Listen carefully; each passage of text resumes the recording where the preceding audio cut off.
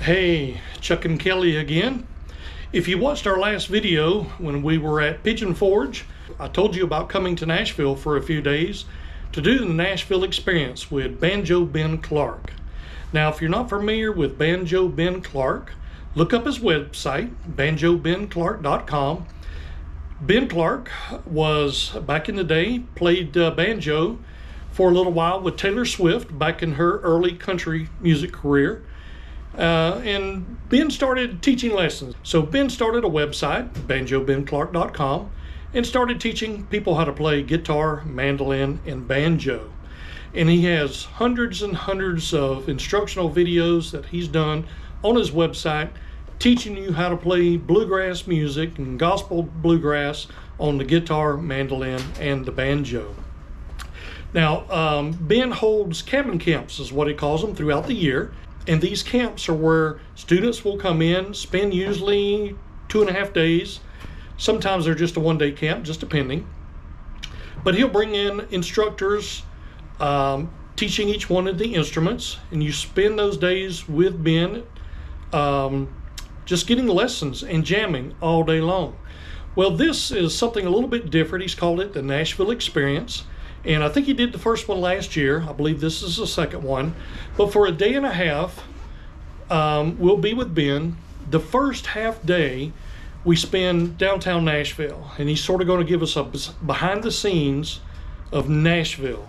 We visit Sony Studios, get to go behind the scenes, sort of see how the secret sauce of music is made. We'll visit Gruhn Guitars. We'll have dinner at Ole Red restaurant. And then that night, we'll walk a couple of blocks over across the street to the Ryman Auditorium, where we'll see Rhonda Vincent and her band, The Rage, as part of Ryman's Bluegrass concert series. So that's on Thursday night. And then Friday, we go out about 40 minutes or so outside of Nashville, and we go to Johnny Cash's Hideaway Farm. And out there, we'll spend all day with his instructors like Kenny Smith and other players in the bluegrass genre. The camp will go to about 9 o'clock on Friday night, but it'll just be a great day of learning from the best. So that's his Nashville experience. So I signed up for that. Kelly gets to join me for the dinners, and also she'll be spending the day with me out at Johnny Cash's Hideaway Farm. So if you want to see more, stick with me. Got plenty to come.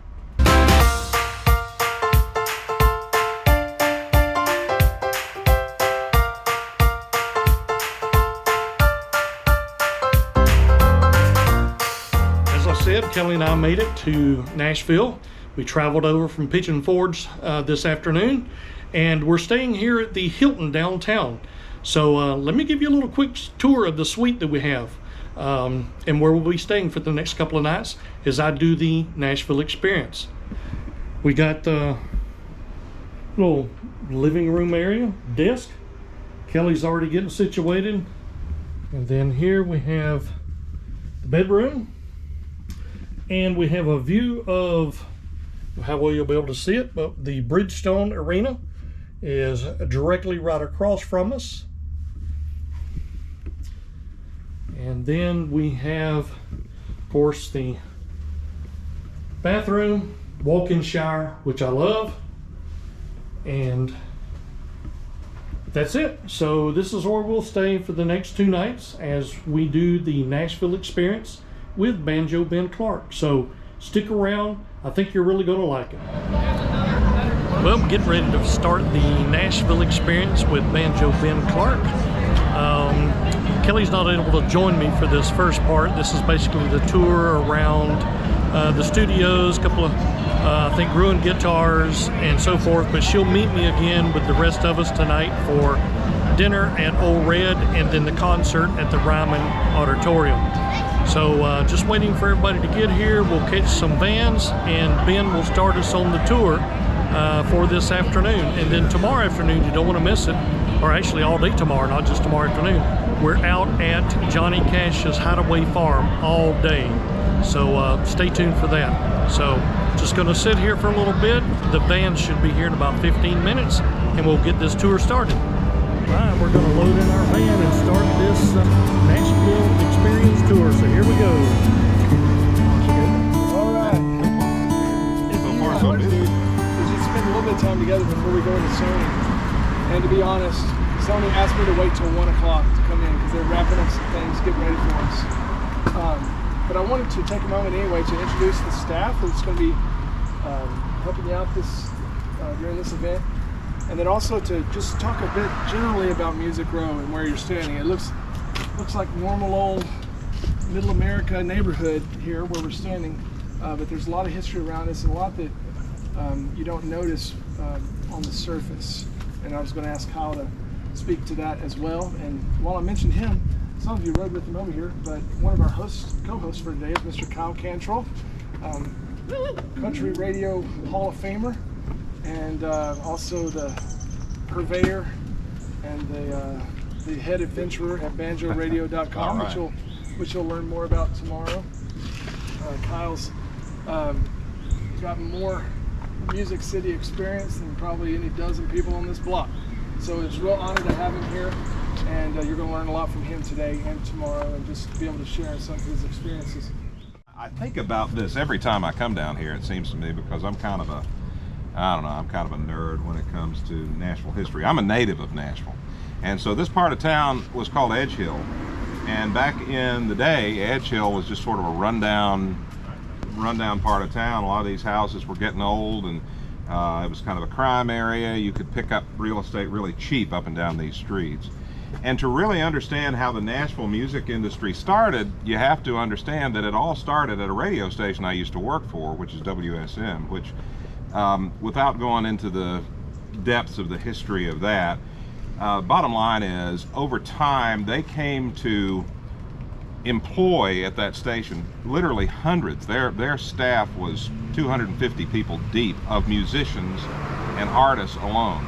If you combine people who played on the Grand Ole Opry, people who played on network radio shows that were done under their roof, all of the technicians and all of the people who worked to make all that happen, that was all part of WSM. And out of that, there's a huge creative pool of talent. Just about everybody who started in the music business started doing something at WSM. So we're going to stop here first at Sony Music Publishing. This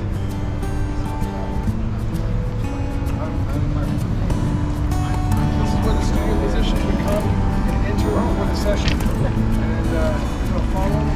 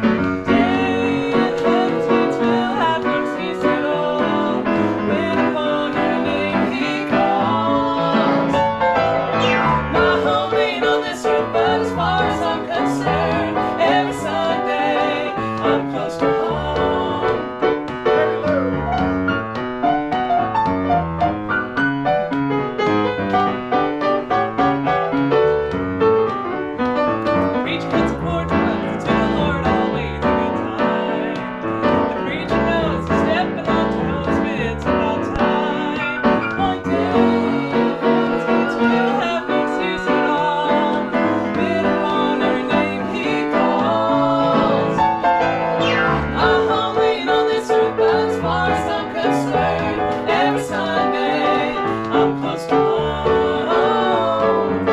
I don't need an invitation. It's an uppercut celebration every Sunday. I'm close to home.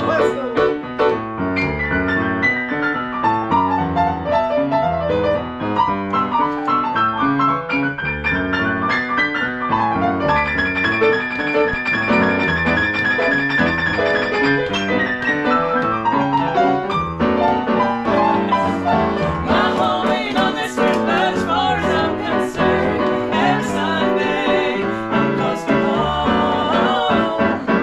I don't need an invitation. It's an uppercut celebration every Sunday. I'm close to home. Every Sunday I'm close to home.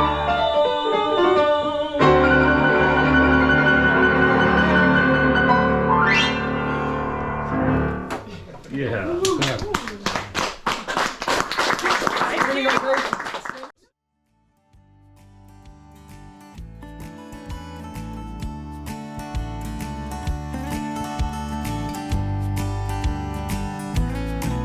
Ben's friend, I believe his name is Adam, gave us the lowdown on all the equipment in the studio, from the console to the speakers to the software that does the recording and editing, and then also all the peripheral equipment that they use, all the effects and so forth.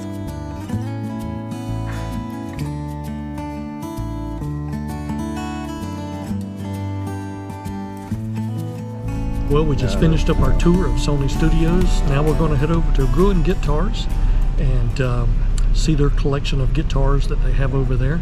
So it's been a great afternoon so far. Learned a lot of good information in Sony Studios, sort of how the music process works. So it's been good so far.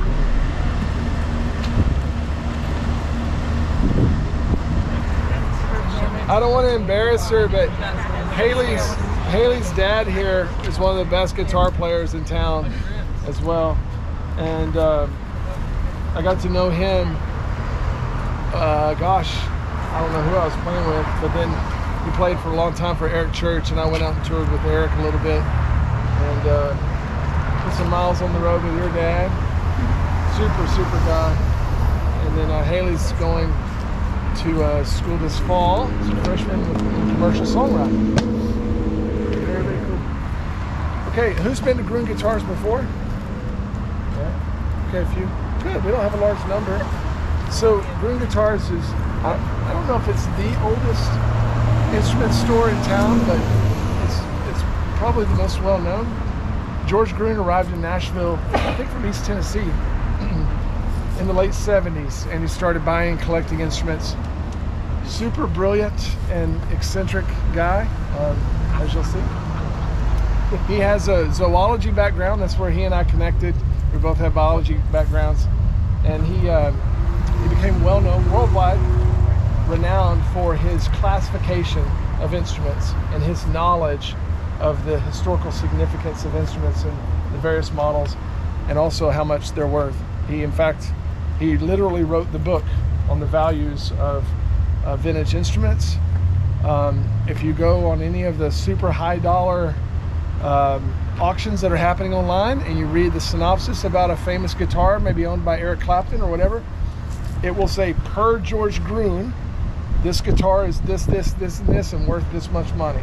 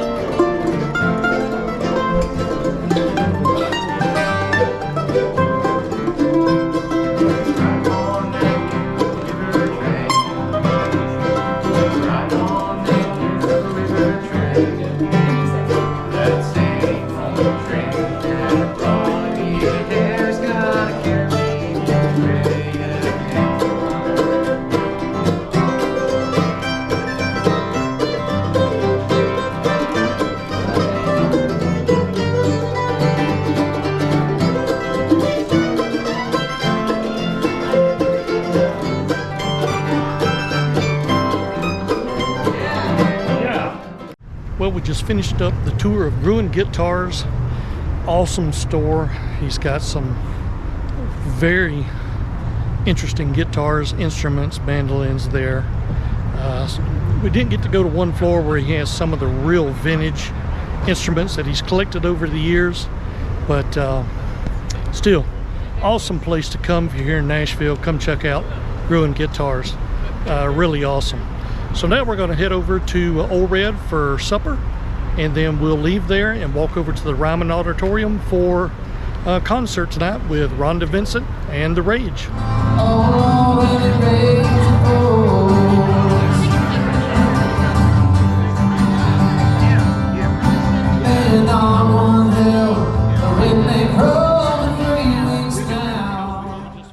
Our dinner here at the Ole Red restaurant on Broadway here in Nashville. Now we're going to walk over to the Ryman Auditorium. We're going to catch some bluegrass music tonight. So we're just following Ben along as we go down just a block or two over to the Ryman. A lot of stuff around us is new. The Ryman didn't have this big thing on it back in the day. This was the front entrance. You'll learn more about that as you go inside. This is the Ryman Auditorium. And Tootsie's was, gosh, I think in the early 50s it was founded. I can't remember exactly. But there's a backstage entrance to the Ryman there. And so the famous thing that would always happen is the artist, head singer and those guys, and all the musicians during their breaks in the radio show would run over to Tootsie's, get them a drink and run back. There's been, in Tootsie's just aside, there's been lots of famous songs written there, sometimes in between their spots on the Opry. So anyway, we're just going to walk through there. Who knows who we might see? Awesome. No, you do not. Thanks for coming. How you doing? Thank you, Chris. Hey, how are you? Folks on the Nashville Experience tour. We've had quite the day one. So what did you do today? Well, we started eating some Happy's hot chicken. We had a studio there in Sony. And then George had us that day. Did you guys go up in the sockets? Everybody went up there. I will not. That's my worst nightmare. I don't do snakes. And then I'm allergic to cats, and he's got that cat right around. And he makes you come to buy the guitars. I'm like, you have to go to the second floor. It's like, we're not going in there. You got to come up here. And that cat's running around. I said, I cannot wait to get out of there. This is really cool. They get us from the backstage entrance, and we get to come up here and get a photo on the Ryman stage with Rhonda Vincent. So this will be cool. Watch the instrument stands.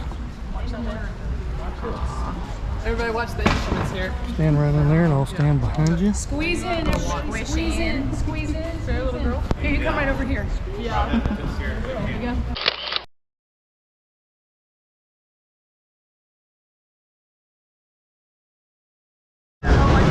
So how cool was that, getting to meet Rhonda Vincent and going out on stage and getting a photograph with her. Hopefully I'll get a copy of that photograph. We all got to go out on stage with her and got to talk with her for a few minutes. Really nice lady. Hopefully she's going to do a song that I cover of hers. You've probably seen it on my website, or excuse me, on my YouTube channel. And that's There Is a Record Book. And she says she believes they're going to be doing it tonight. So hopefully won't get to record their program tonight, but it was nice getting to be able to see her before the show starts. And I sang on the Ryman. That's right, you got to sing on the Ryman stage. Well, we made it in to the Ryman for our show tonight, and we're up in the balcony, and this is our view for the night. We're in section 13, row K, seats 5 and 6. So we're looking forward. As you've seen before, we got to meet Rhonda Vincent. We actually got to go out on the stage and get a group photo with everybody. That was really cool, sort of unexpected. And now we're just ready for a great night of bluegrass music.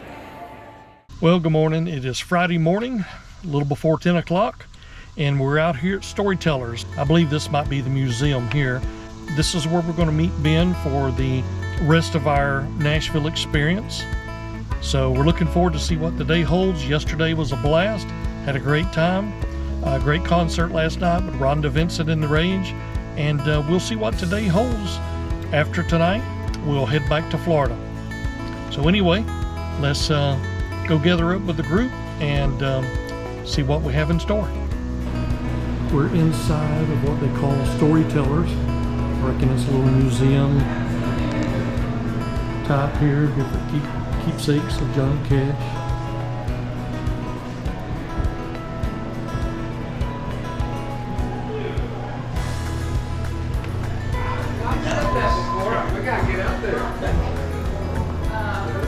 We'll be here up until lunch, I believe, before we head down to the farm itself.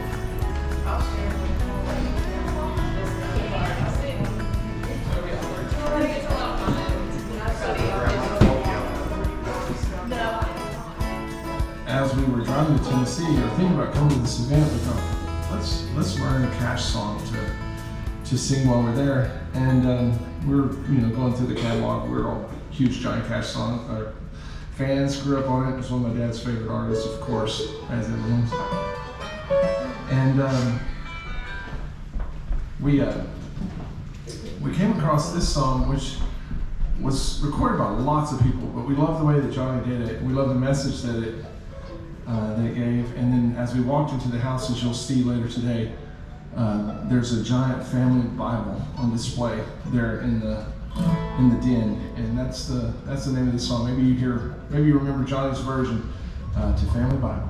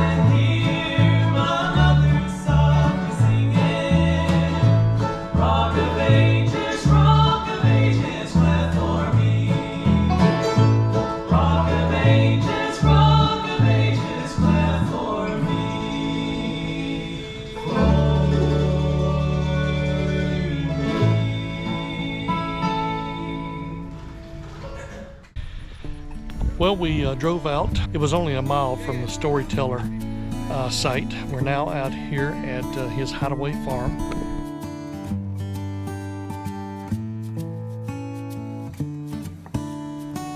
It was a great time with Banjo Ben and his Nashville experience. And one thing I'll say about Banjo Ben, when he puts on an event, he's going to feed you very, very well.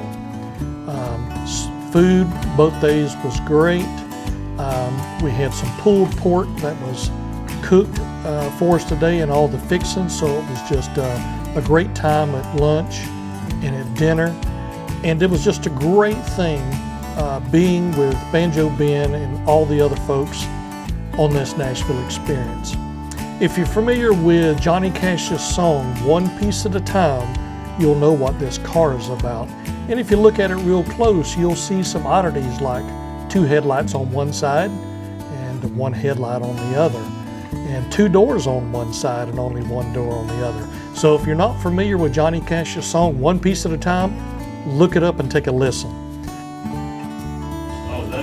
So this is the original chair that Johnny Cash used, recliner, when he was out here at this house. We got to tour through the house, just a little small house. Johnny actually didn't purchase this farm himself. His accountant back in the day was embezzling money from him and buying properties all around town and all over, I understand. And this was one of the properties that he bought. And of course, when Johnny found out about it, he immediately fired the accountant, never pressed charges, but then he went around just seeing what he had purchased. He sold everything that was purchased by the accountant except for this farm. And this, I understand, is the place when he wanted to get away from the hustle and bustle of lime life. This is the farm that he would go to. So we just had a great time with Banjo Ben and his Nashville experience, and I would recommend it to anyone.